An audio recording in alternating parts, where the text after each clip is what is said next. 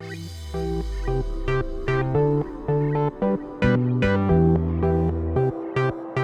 वालेकुम। आज मैं बना रही हूँ मैक्रोनी और इसके लिए जो है वो मैंने एक पैकेट लिया है कॉल्सन कंपनी का, half KG chicken boneless, 1 chillies, 2 से 3 हरी प्याज, 3 मीडियम साइज प्याज, 3 मीडियम साइज शिमला मिर्च, हाफ केजी टमाटोस, लहसुन के जो है वो मैंने एक बल्ब लिया है। चिकन जो है वो आप स्मॉल क्यूब्स बना लें या इसको स्ट्रिप में कट कर लें, जो आपको पसंद हो।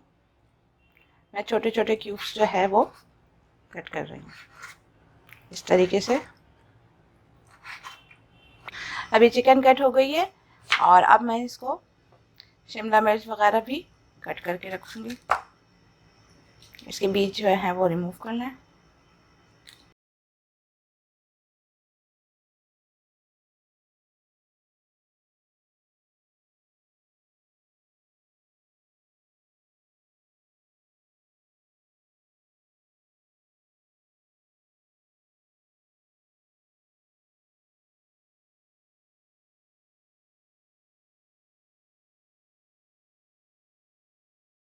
टमाटर कट कर लिए हैं और इसको अब मैं चॉप कर लूँगी और इसका जो है वो मैं चिकन का पेस्ट बनाऊँगी इसके लिए।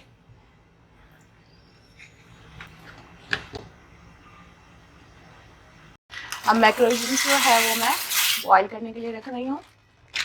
इसके साथ ही इसमें 2 टेबल स्पून के करीब सॉल्ट ऐड करूँगी और 1 टेबल स्पून ऑयल, ताकि ये आपस में चिपके नहीं। अब इसको 15 मिनट हो गए और ये बॉईल हो गया अच्छे से। और इसमें देखिए मैंने ऑयल डाल दिया था तो इसकी वजह से ये आपस में चिपके नहीं है। अब मैं इसका पानी निकाल कर इसमें ठंडा पानी डाल दूँगी ताकि और अच्छी तरीके से ये अलग अलग रहें।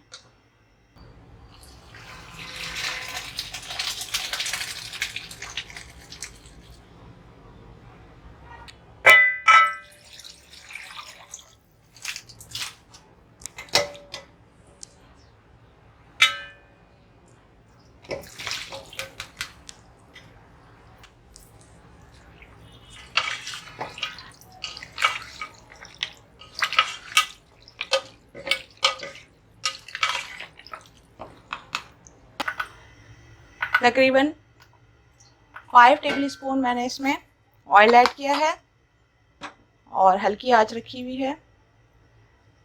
अब इसमें मैं लहसुन जो मैंने कट कर लिए थे वो ऐड कर रही हूँ।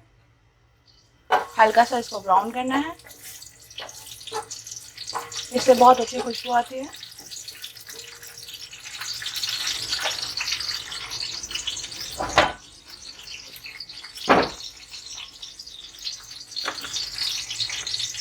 ये हल्का ब्राउन हो जाए तो इसमें टमाटो का पेस्ट ऐड कर सकते हैं।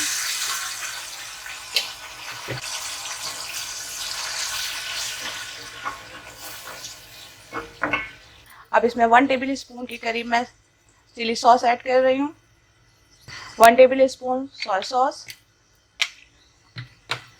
टोमेटो केचप तकरीबन 4 टेबल स्पून,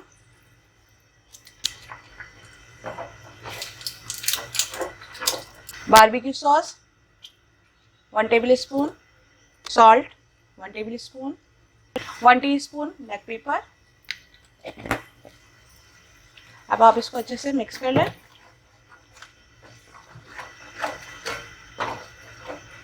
अब चिकन जो मैंने कट किए हुए थे क्यूब्स में वो डालकर मैं इसको 10 to 15 मिनट्स तक पकाऊंगी। जब चिकन बिल्कुल गल जाएगी, रेडी हो जाएगी, तो फिर इसमें मैं वेजिस ऐड करूंगी।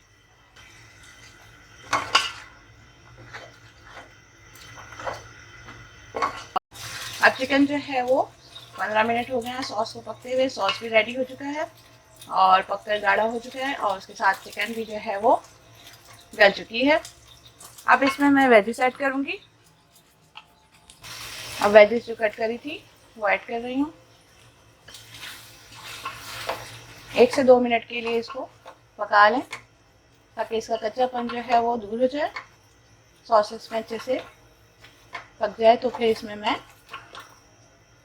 मैक्रोनी ऐड करूँगी। अब वेजेस हो गई हैं और मैं इसमें मैक्रोनी ऐड कर रही हूँ।